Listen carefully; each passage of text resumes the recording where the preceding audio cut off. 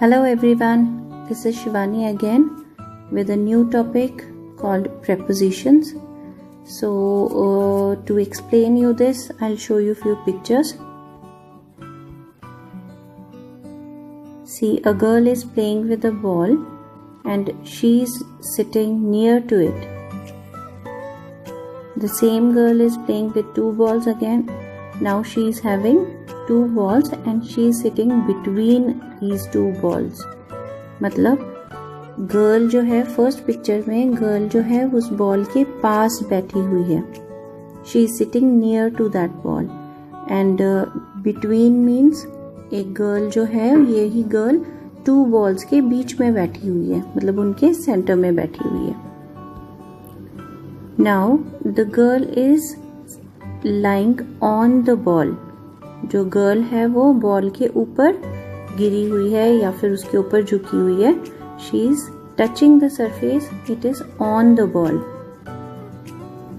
And the next picture is above the ball. Above मतलब जब हम किसी सरफेस के ऊपर होते हैं लेकिन उस सरफेस को हम टच नहीं करते हैं, उसके ऊपर ही रहते हैं, दैट इज अबव.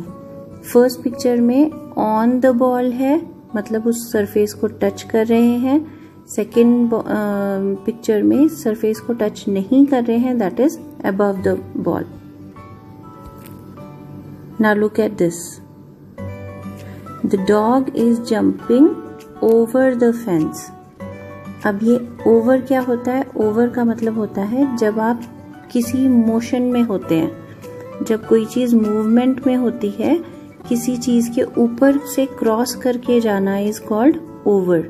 जैसे the thief jumped over the fence, कि जब एक थीफ, एक चोर था, वो भाग रहा था तो वो उस दीवार के ऊपर या फेंस के ऊपर क्रॉस करके गया, उसको मतलब उसको उसके ऊपर से किया.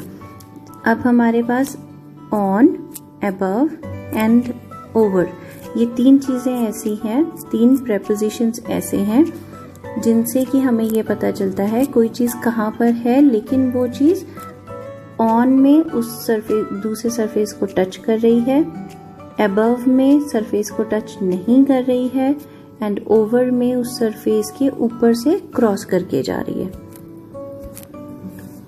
Now the next preposition is in. In मतलब कोई चीज, like in this picture two girls are in the air bubble. अब यहाँ पर टू गर्ल्स जो है वो एयर बबल के अंदर हैं, जैसे कि ऑलरेडी बॉटल में पानी है, water is in the bottle. ठीक है, पानी ऑलरेडी है तो that is in. Another picture, now the water is pouring in the glass. अब जो पानी है वो ग्लास के अंदर जा रहा है. फाइन, मतलब कोई चीज मूवमेंट में है, उसके लिए हमने वर्ड यूज किया इनटू. इन और इनटू का यही डिफरेंस है. In means something is already in the other thing और इनटू मीन्स कोई चीज मोशन में है. जिस तरह से ओवर है उसी तरह से इनटू है. ओवर में भी मोशन है और इनटू में भी मोशन है.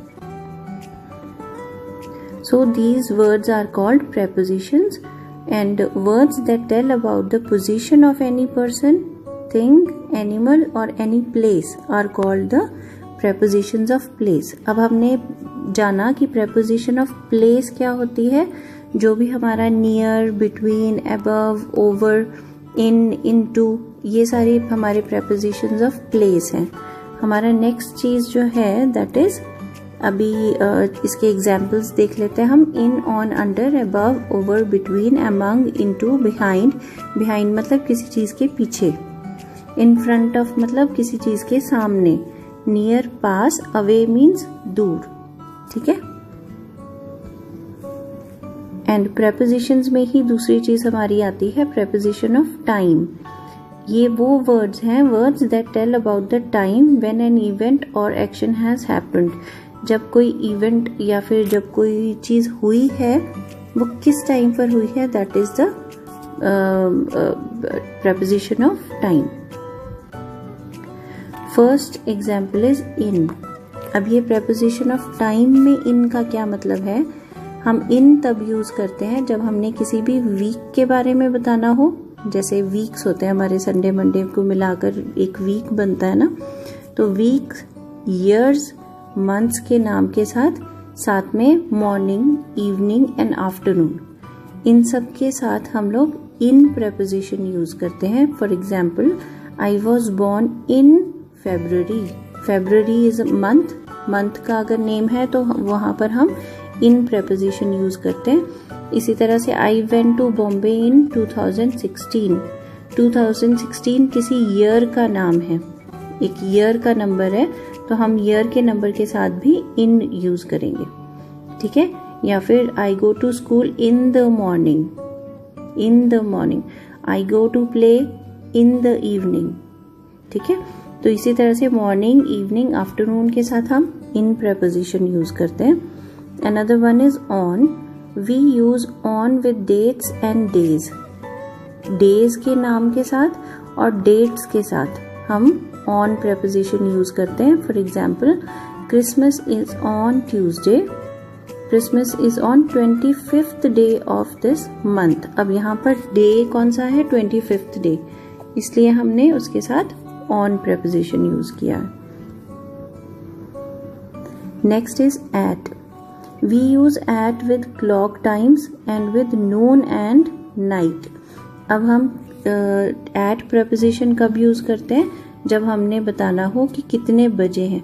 Whenever we are telling time, तब हम टाइम के साथ हमेशा at preposition यूज करते हैं। We go out to play at 5 p.m. I met him at noon. He came late at night. ठीक है। So the next preposition is from and to. From and to जो है हमारा, ये हमेशा एक ही सेंटेंस में यूज होता है। And from to means हमने कोई काम कब शुरू किया था और कब खत्म हुआ है, या फिर कब तक करते हैं हम कोई काम। फॉर एग्जाम्पल, जैसे we use from to show the beginning and the end of an action. कोई काम कब शुरू हुआ था, कब खत्म हुआ है। For example, I do my homework from 4 p.m. to 6 p.m. इसका मतलब मैं अपना काम 4 p.m. से शुरू करके 6 p.m. तक कर लेती हूँ या कर लेता हूँ, ठीक है। So all these were the prepositions of time. So try to recall all the prepositions, जो भी preposition of time है and preposition of place है। You have to remember all the prepositions, and solve the worksheet yourself. Okay, thank you so much.